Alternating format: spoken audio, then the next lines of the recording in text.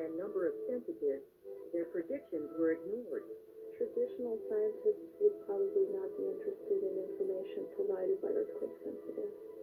I think the scientific community, for the most part right now, is not paying attention to this enough. Earthquakes. We use scientific equipment to study them, but we have no accurate way of predicting them. Not unless you include the human factor. A group of people who think that they can accurately predict quakes. There are about 60 such people across the country who have this unique ability. They feel it in their heads and their bodies. Shortly before earthquakes would occur, I would get a pretty stiff neck, headaches, and some of them it would be intense. It would feel like electricity was flowing through my body. In 1983, Jerry Hurley, a high school math teacher in Northern California, almost died from viral pneumonia. Like Daniel Brinkley, Jerry believes his near-death experience activated a hidden power, one that makes him sensitive to earthquakes. How did this ability to predict quakes make you feel? When I discovered that I could detect earthquakes, I found that for some reason I felt an anxiety. It was like palpitations in my heart. And at first I did not know the origin of the energy source that was causing this to happen. Jerry couldn't hide these powerful feelings from his students. Sometimes he'll start feeling sick right in the middle of class, and he'll turn in the direction and start feeling more pain in a certain area of his body. You know how you write on the chalkboard and teach to one half of the class, then you write on the opposite side and kind of look at the other half of the class. And I found that when I faced different directions, I felt differently. So I gave my students math work to do, and I faced the various directions, and I thought, wow, I can tell where that's coming from. It's coming in like a radio wave. Jerry learned how to interpret these strange vibrations. One day at his school, he sensed a large quake was about to strike Northern California. Say for like the 92 earthquake, he said that it was, he'd have like 20 miles southwest of Fortuna. And then he'd say like, usually he'll predict the size, usually he'll say, like for the 92 when he said 5 plus, which means it could go higher. And actually it was higher. We wanted more tangible proof of Jerry's powers. We met with Washington biologist Christopher Dodge, who started investigating this phenomenon 10 years ago.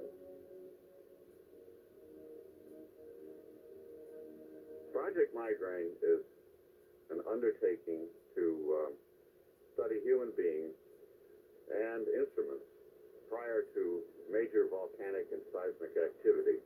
Project Migraine is not a paid operation at all. I make my own telephone calls. I deal with Christopher Dodge, who is a biophysicist in charge of the project.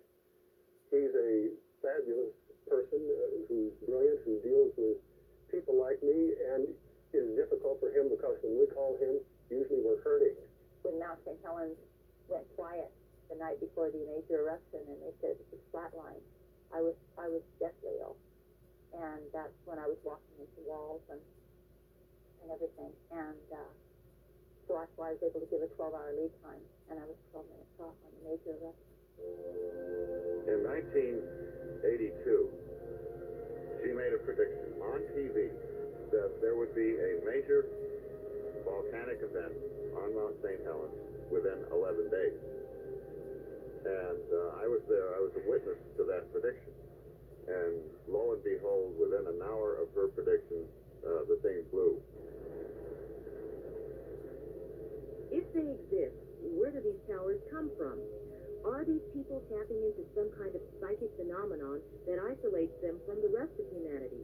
I'm not dealing with psychic phenomena. I'm dealing with absolute physiologic responses. And these are normal workaday people. These are not your closet nuts.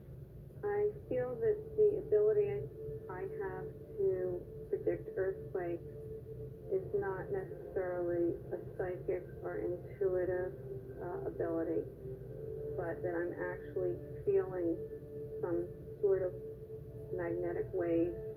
What I seem to detect is the magma that normally comes up in volcanoes it seems as though there will be an earthquake fault or a crack 15, 20, or 50 miles beneath the surface of the earth.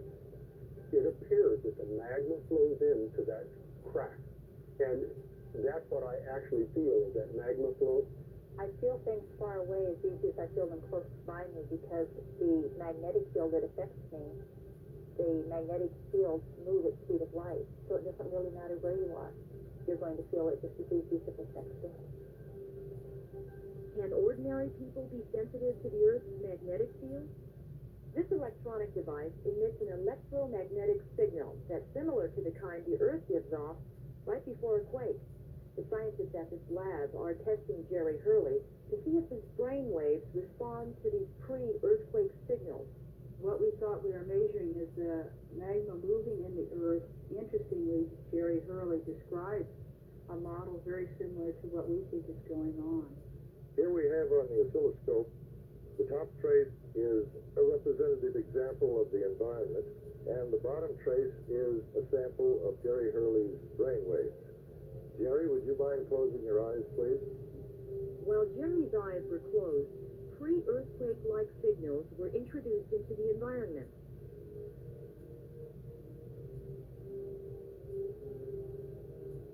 Significantly, Jerry reported hearing high-pitched sounds that corresponded to these signals.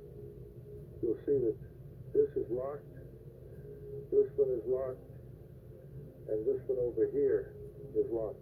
Have you felt that type of sensation before, ringing in the ears? Yes, I have, prior to earthquakes, and as it gets closer to due date, the intensity goes up to a higher pitch. With our experiment that we did here today, we showed that Jerry Hurley appears to really change his brainwaves at the frequency associated with the Fortuna quake, which he well predicted. Jerry, what do you feel about the future? What's going to happen next? I have had nightmares where I wake up and suddenly get the realization that at some point I may predict one where there are terrible casualties. The responsibility sometimes can be very intense. Many believe that the power of prophecies lies inside us all. Prophets are just able to access these slumbering gifts at will.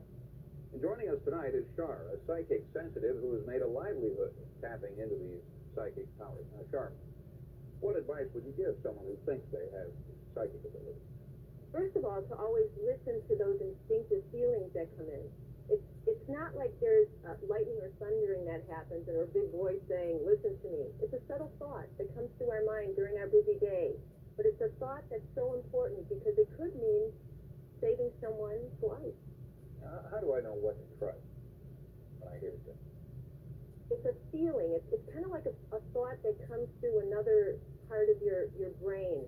And sometimes you get goosebumps, like the hairs on your arms will stand up. And that's kind of like a warning that this is what you're supposed to listen to. A lot to think about. Thanks for being with us, Thank Shar. you. And Encounters, we'll be right back. If you would like to contact us here at Encounters, write to Encounters, P.O. Box 36B47, Los Angeles, California, 90036. To contact us by phone, call 213-525-1UFO. That's 213-525-1836.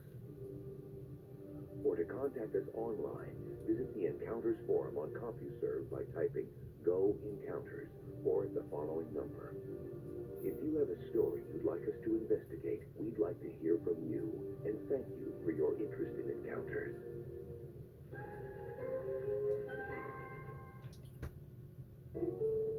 All right, Chief, open wide. Look, Daddy loves corn pops.